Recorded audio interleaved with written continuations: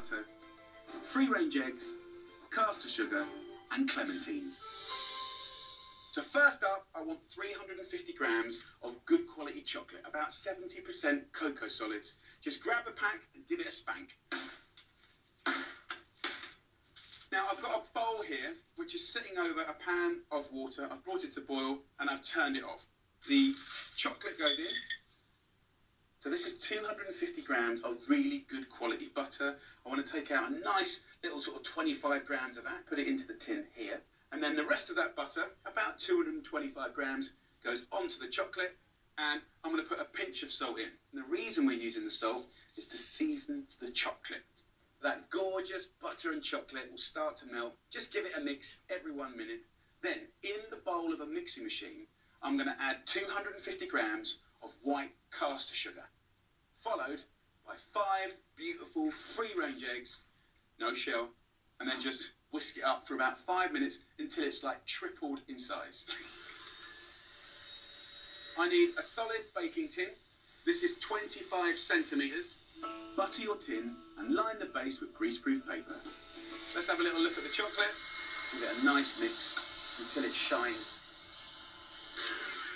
Ah, silence. So, you can see that's tripled in size, it's creamy, it's light. Get that chocolate and add it to the bowl. And then put this back down on a medium speed. The colour's amazing. So once that's mixed up, oh my lord, we're then going to transport that to our baking tin. Chocolate heaven. Place the tin in a tray. Get it in a nice low oven at 120 degrees Celsius or 250 Fahrenheit. Fill the tray about halfway with boiling water for a beautifully gentle bake and cook for 40 minutes.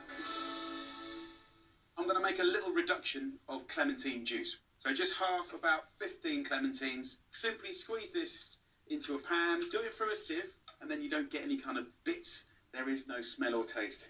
More Christmassy than clementine. Gorgeous.